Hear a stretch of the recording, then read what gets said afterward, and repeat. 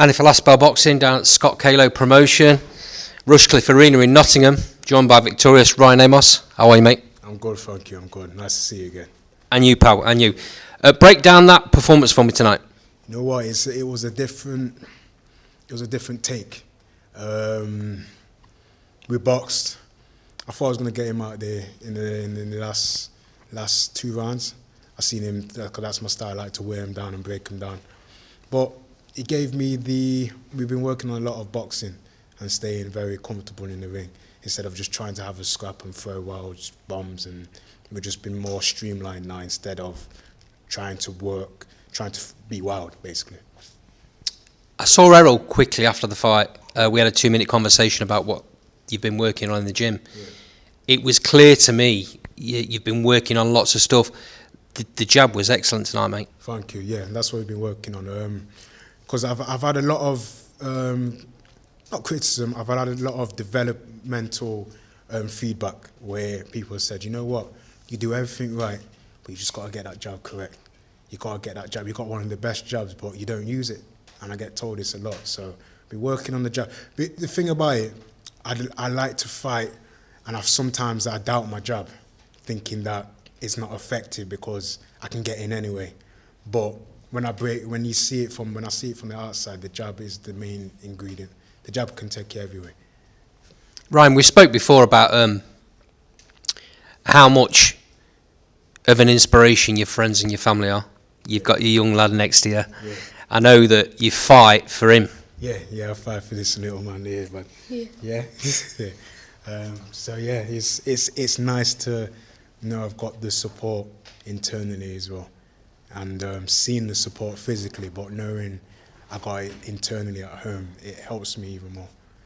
Yeah, you've got real close friends. You've got a lot of people come out for you tonight, but your real close circle, they give you a lot of inspiration, don't they? Yeah, they do, and they keep me pushing, you know. I was victorious tonight. Happy I was. That's what we've been working on, and it's even from the last fight. It was a very big learning curve. You know what I mean? There's so much more I knew that I could have done, but at the same time, there's so much more I know I can take from it because of the experience that I've got. Yeah, the experience that I gained from that fight. Yeah. I don't know who this is, but everyone's calling me. Let me just. Yeah. That's how in demand you are, mate. Yeah, I'm in demand. Right. So talking about that fight again against Bostein, that was your first experience on the big stage. Yeah. What have you taken from that? Because on Last Bell Boxing, we don't like to call it a loss, we like to call it a learn. Yeah. So what have you taken from that?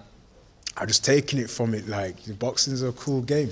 That's what I realised, because when I got there, they didn't even really mention that I was the millions champion, for one. They spoke to me like an away opponent, for 2. The headlines wasn't about me, for 3.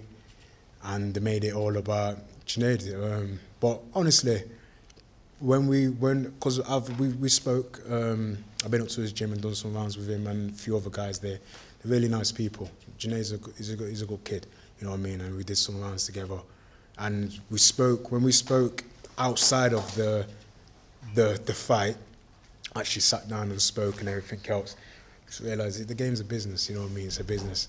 And half of the things how they hyped it up wasn't coming from himself. So, you know, it's one of those things that you learn from, and it's one of those things that I've learned from. It's like they already try and write the story before it's even happened. So basically, they was writing a story for me to come up to give him some rounds and not be victorious, basically. And that's how they wrote it. So for me, it was like, okay, that's how they're writing it. They didn't want to call it a 50-50 fight. They didn't. So everything was just riding against me anyway, you know what I mean? So even when I got to the place, it was like, okay, you're on in 20 minutes. Like, wow, just got here, you know what I mean? So it was a thing where I felt to myself, yeah, I didn't feel special, you know what I mean? I didn't feel like I was the champion there. And learning from that, you have to be ready and not get ready, because you'll get put in situations where you have to be ready, you know what I mean? You could have that's what I'm learning from it now, is like, I'm always fit. I'm always in shape. If I get a call for someone who's come out for a British title fight, then I get the call. I'm not going to turn around and say, you know what, I'm overweight or I can't make the weight in 2 weeks. You have to be ready. You have to stay ready. You know what I mean? I wonder who this is. Yeah, that's cool. I won't keep you too much longer because you're clearly in demand. Yeah. I know your boys are waiting for you. So, off of the back of that, it's obvious to see that in shows like that, especially with a kid like that's coming through the way Bostain's coming through, they're looking to make him the next big star. Did he show you things in that fight that you were surprised about? No, not necessarily. No, it wasn't that. It was I had to start off a lot quicker than I needed to start off because he was in the winning seat anyway. You know what I mean? So for me, I had to pull that shock upset quicker if I was to pull it off, and that's what I realized, that because it was made for him to basically win and for me to basically lose, I had to start off quicker. You know what I mean? And how they dubbed it in the papers, he might stop right. I'm thinking, you know what I mean? Like, if you know actually who I am, stopping me you got to really work for it. You know what I mean? So it was one of those things where it was like they dubbed me in the paper like I was just a pushover. So I've learned from that experience, and I've learned that the media can flip things on its head quick and make you feel a certain way. So yeah, from that I've learned that you have to stay ready, because people will turn things on its head and make you feel like, you know what I mean? So I made sure from this fight, I'm in my hometown. I made sure for this fight, I get back to where I was, you know what I mean? Get back to where I was, show the things that I've been working on. Because when I always said, you know what, start boxing now, then it made me feel more confident. Okay, and let me start moving my feet. Because at first I had my hands up back to the old Ryan Amos, where a slick boxer can move around me. So when they always said, you need to go on your feet now, start being a bit slick. And I said, okay, I got that in the bank, because that's what we've been working on, and I started working on it. Yeah, you showed that a lot in that fight today. Yeah. I agree with you. The first couple of rounds, it was the Ryan Amos like to sit on people's chests banging away. Yeah. But as the fight progressed, you were sitting back, working off the jab, slick, making him miss. Yeah. Tough opponent though, right? Oh, he was tough. Like I said, I thought I was going to get him out early. And I said to myself, I'm going to get him out late, because I'm used to 8 to 10 rounds now. I think the 6 wasn't enough for me. Not for my engine anyway, but the business behind it, yeah, I only could do 6 rounds. So at the same time, if I was given an 8 round, I think that would have been enough to get him out. But at the same time, yeah, he was a tough opponent, man. I give it to him. I had a little glimpse of him, see what he was like. I see that no one's stopped him. Out of 25 fights, I think he's been stopped twice. So, you know what I mean? So, yeah, I have to give it hats off to him. Right, looking forward, I know as a person you don't like to plan too far ahead. You set one fight at a time. Is there anything specific in mind? Are you looking at making that next step to English?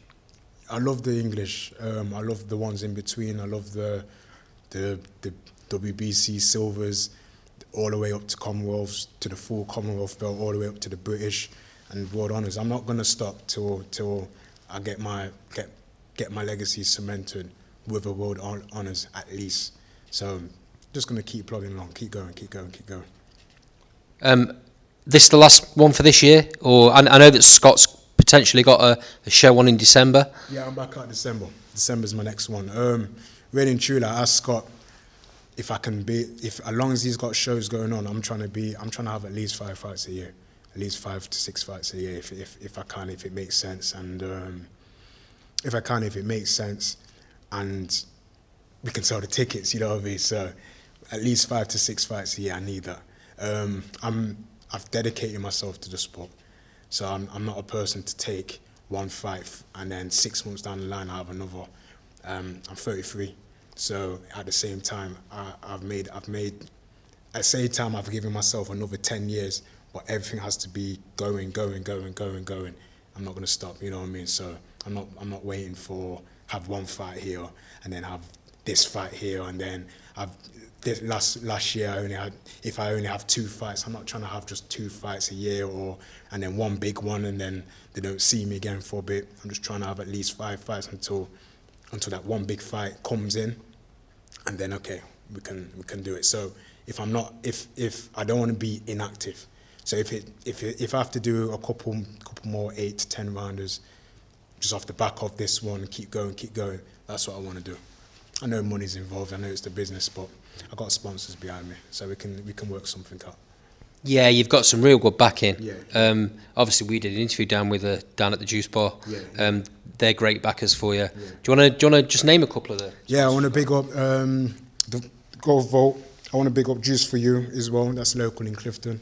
My good friends of mine, good family of mine. I want to name myself, good people of mine, local, see me jogging and all that. So, yeah, this is everybody. Basically, mostly my sponsors come from people from the area. So I just want to big up everybody that's supporting me and everybody that posts me, everybody that helps me out, everybody that makes sure that I'm all right, and just give me applaud and make sure everyone's good. Well, I think that's a great way to end the interview, mate. Thank you for your time. We'll see you going forward. Can I have a smile off the little man before we go? Yes, sir. Yeah, nice one. Yes. Cheers, Ryan. Thanks, mate. God bless. Thank you. Is that all right?